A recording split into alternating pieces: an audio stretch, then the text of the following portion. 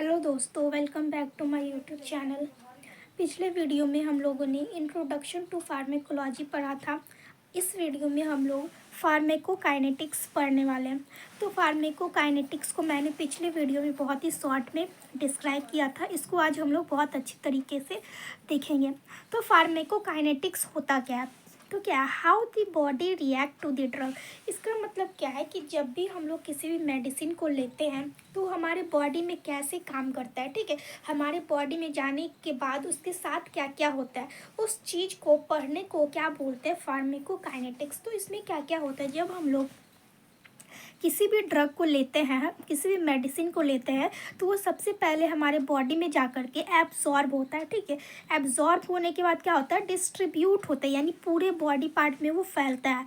Distribute होने के बाद क्या होता है, मेटाबोलाइज, यानी कि उसका मेटाबॉलिज्म होता है। और फिर लास्ट में क्या होता है, एक्सक्रीशन होता है। जो एक्सक्रीशन होता है वो बहुत ही इंपॉर्टेंट पार्ट है, नहीं तो क्या होगा, हमारे बॉडी में वो जो ड्रग है वो हमेशा एक्यूमुलेट होने लगेगा। फिर हम लोगों को उस ड्रग से क्या हो सकता है, टॉक्सिसिटी इफेक्ट भी वो ड्रग हमारे बॉडी में प्रोड्यूस कर सकता है। तो ये चार को जो टोटल चार टॉपिक है, पॉइंट है, इसको हम लोगों को क्या करना है, फार्मेकोकाइनेटिक्स में पढ़ना होता है। तो चलिए इसको एक एक करके देखते हैं। सबसे पहले क्या है, एब्जॉर्प्शन। तो एब्जॉर्प्शन क्या होता है, बोलते हैं ना कि एब्जॉर्ब जितना जल्दी होगा उतना जल्दी काम करेगा।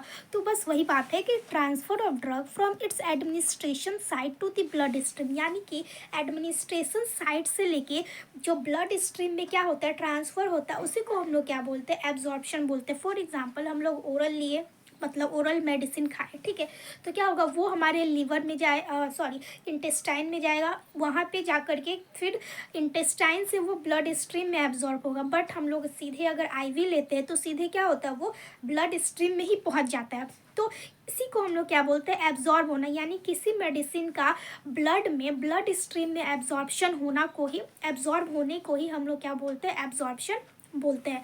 अब क्या होता है, कुछ कुछ फैक्टर होते हैं जो कि एब्जॉर्प्शन के रेट को कम या फिर ज़्यादा कर सकते हैं, यानी कि एब्जॉर्प्शन को या तो बढ़ा सकते हैं या फिर घटा सकते हैं। तो उसको देखते हैं हम लोग।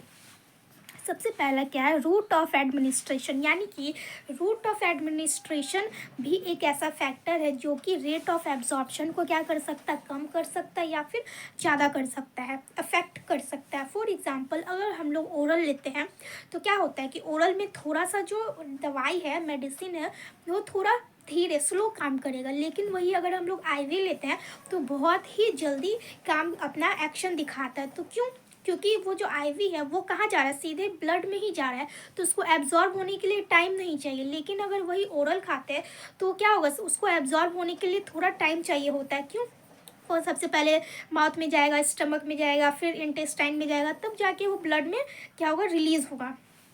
तो ये भी क्या होता है, रूट ऑफ एडमिनिस्ट्रेशन भी एक ऐसा फैक्टर है जो कि रेट को कम कर सकता है या फिर ज़्यादा कर सकता है। दूसरा क्या, फॉर्मुलेशन ऑफ ड्रग, यानी कि वो जो ड्रग है उसका फॉर्मूला क्या है, मतलब वो लिक्विड है, सॉलिड है, कैसा है। जैसे कि हम लोग क्या करते हैं, जैसे आईवी है तो आईवी क्या होता है, लिक्विड होता है। तो अगर हम लोग आईवी के थ्रू किसी चीज़ को डालते हैं तो वो बहुत जल्दी असर दिखाता है। वही अगर टैबलेट के फॉर्म में, सॉलिड के फॉर्म में टैबलेट खाते हैं ओरल में, ओरल के द्वारा, तो क्या होता है, वो थोड़ा कम धीरे काम करता है, स्लो काम करता है। तो ये भी फॉर्मुलेशन ऑफ ड्रग भी क्या होता है, एक फैक्टर होता है। ठीक है, थर्ड क्या होगा, सॉल्युबिलिटी, यानी कि वो जो प्रोडक्ट है वो कितना सॉल्यूबल है, कितना जल्दी वो हमारे बॉडी में घुलता है, उस पर भी वो डिपेंड करता है। ठीक है, रेट ऑफ एब्जॉर्प्शन उस पर भी डिपेंड करेगा। जितना जल्दी घुलेगा वो उतना जल्दी एब्जॉर्ब होगा, जितना धीरे घुलेगा वो उतना लेट से एब्जॉर्ब होगा। तो ये मेन थ्री फैक्टर है जो कि रेट ऑफ एब्जॉर्प्शन को क्या करता है, अफेक्ट करता है। पहला रूट ऑफ एडमिनिस्ट्रेशन, दूसरा फॉर्मुलेशन ऑफ ड्रग, तीसरा सॉल्युबिलिटी ऑफ द प्रोडक्ट। ठीक है, अब है हम लोगों का क्या, सेकेंड है ड्रग डिस्ट्रीब्यूशन। अब ड्रग डिस्ट्रीब्यूशन क्या होता है, तो drug in the blood stream is distributed to the body reaches the cells and tissue, यानी कि देखो अब क्या हुआ, हम लोगों ने किसी मेडिसिन को लिया, ठीक है, अब वो मेडिसिन है वो हमारे ब्लड स्ट्रीम में क्या हो चुका है, एब्जॉर्ब हो चुका है। तो एब्जॉर्प्शन यहाँ पे ख़त्म हो गया। अब आता है क्या, दूसरा जो हमारे पास प्रोसेस है वो क्या है, डिस्ट्रीब्यूशन। यानी कि अब हमारे बॉडी में जो ड्रग है उसको डिस्ट्रीब्यूट करना। तो डिस्ट्रीब्यूट करने का मतलब क्या होता है कि वो अब जो ड्रग है जो ब्लड स्ट्रीम में पहुंच चुका है, अब वो कहाँ जाएगा, पूरे बॉडी पार्ट्स में जाएगा। ठीक है, बॉडी पार्ट्स में जाने का मतलब हर एक सेल्स में, टिश्यू में, जहाँ उसका ज़रूरत है वो ड्रग वहाँ पे पहुँच जाएगा अपना काम करने के लिए। ठीक है, तो ये क्या था, हमारा ड्रग डिस्ट्रीब्यूशन था। अब क्या क्या होता है, मेटाबॉलिज्म। मेटाबॉलिज्म का मतलब क्या होता है कि ये एक ऐसा प्रोसेस है जिसमें जो है जो ड्रग है वो अपना केमिकल नेचर को चेंज कर लेता है ताकि वो क्या हो सके, ईजिली एक्सक्रीट हो सके। एक्सक्रीट होना तो ज़रूरी है ना, नहीं तो क्या होगा, हमारे बॉडी में वो एक्यूमुलेट होता रहेगा, फिर टॉक्सिसिटी इफेक्ट कॉज करेगा। तो क्या होता है कि इसलिए मेटाबॉलिज्म होना बहुत ज़रूरी है, ताकि मेटाबॉलिज्म से क्या होता है, जैसे कोई ड्रग है उसका नेचर है कि वो यूरिन के साथ पास होगा, तो क्या होगा कि उसको उस मॉलिक्यूल्स में उस केमिकल नेचर को चेंज करके वैसे मॉलिक्यूल्स में उसको तोड़ा जाता है, चेंज किया जाता है, ताकि वो ईजिली यूरिन के साथ क्या हो जाए, पास हो जाए। अगर कोई ड्रग है जो जिसका नेचर है क्या, वो स्टूल के साथ पास होगा, तो क्या होता है कि मेटाबॉलिज्म के प्रोसेस में उसको इस तरह से केमिकली चेंज करके उसको केमिकल नेचर उसका चेंज किया जाता है, ताकि क्या होता है जो वो जो ड्रग है वो स्टूल के साथ इजली पास हो जाए। तो ये सब काम किस में होता है, मेटाबॉलिज्म में होता है। और इसका जो मेन ऑर्गन है मेटाबॉलिज्म होता कहाँ पे, तो सबसे पहला क्या, लीवर होता है। ठीक है, लीवर में सबसे ज़्यादा मेटाबॉलिज्म ऑफ दी ड्रग होता है। फिर किडनी में भी होता है, ठीक है, किडनी में भी हो सकता है और अदर ऑर्गन्स में भी होता है, लेकिन मेन जो होता है वो लीवर में ही होता है। अब क्या होता है, फैक्टर अफेक्टिंग द मेटाबॉलिज्म, यानी कौन कौन से ऐसे फैक्टर है जो मेटाबॉलिज्म को अफेक्ट करते हैं। सबसे पहले क्या होता है, जेनेटिक फैक्टर।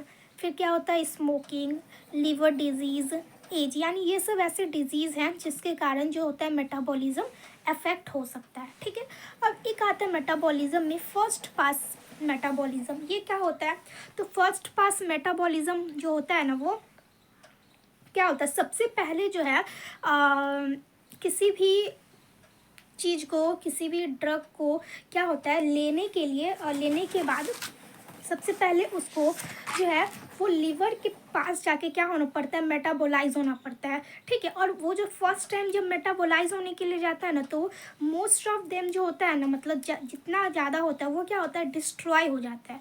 उसी को हम लोग क्या बोलते हैं, फर्स्ट पास मेटाबॉलिज्म। यानी कि लीवर से क्या होगा, वो पास होगा। यानी सबसे पहले कहाँ गया, गट से गया और लीवर से गया, लीवर में गया, उसके बाद फिर बॉडी में गया। यानी कि जो फर्स्ट पास मेटाबॉलिज्म होता है वो सिर्फ ओरली ड्रग में ही होता है। हम लोग आईवी लेंगे या फिर आईएम लेंगे तो उसमें फर्स्ट पास मेटाबॉलिज्म देखने को नहीं मिलता, ये सिर्फ ओरल के लिए होता है। ठीक है, route that bypass the liver. ठीक है, यानी कि कौन कौन सा ऐसा रूट है जो कि फर्स्ट पास मेटाबॉलिज्म को नहीं करता है। तो जितने भी रूट है ये सब वो फर्स्ट पास मेटाबॉलिज्म को क्या करते हैं, बाईपास कर देते हैं, यानी कि पास कर लेते हैं। फर्स्ट पास मेटाबॉलिज्म उसमें देखने को नहीं मिलता है, ओरल में ही देखने के लिए मिलता है, क्योंकि वो जो है वो डायरेक्ट आपका उसमें चले जाते हैं ना, सीधे ब्लड स्ट्रीम में मिल जाता है उसको।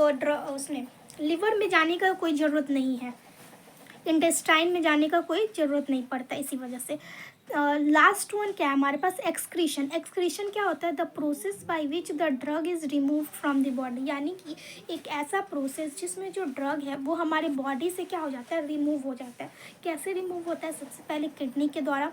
किडनी में कैसे रिलीज होगा, एक्सक्रीट होगा, यूरिन के द्वारा। गट में फेसिस या स्टूल के द्वारा। स्किन में स्वेट के द्वारा। और लंग्स में ब्रेथ के द्वारा। तो ये सब क्या होता है, एक्सक्रीशन करने का पार्ट है, यानी इस जगह से एक्सक्रीशन हो सकता है, जो ड्रग है वो एक्सक्रीट हो सकता है। लास्ट क्या हमारा, बायो अवेबिलिटी। बायो अवेबिलिटी क्या होता है, it is defined as the extent to which the active ingredient are absorb and transported to the site of action. यानी कि बोलते हैं ना किसी ड्रग का इतना बायो अवेबिलिटी, यानी कि वो जो ड्रग है वो कितने टाइम तक हमारे बॉडी में काम कर सकता है, ट्रांसपोर्ट कर सकता है, एब्जॉर्ब कर सकता है, यानी कितने टाइम तक हमारे बॉडी में वो एक्टिव रहेगा, उसी को हम लोग क्या बोलते हैं, बायो अवेबिलिटी बोलते हैं। कौन कौन से ऐसे फैक्टर है जो बायो अवेबिलिटी को क्या करते हैं, अफेक्ट करता है।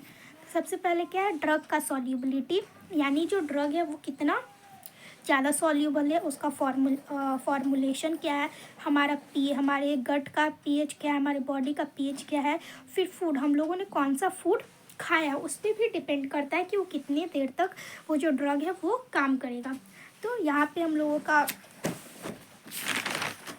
फार्मेकोकाइनेटिक्स ख़त्म होता है। नेक्स्ट वीडियो में हम लोग फार्मेकोडायनेमिक्स के बारे में बात करेंगे।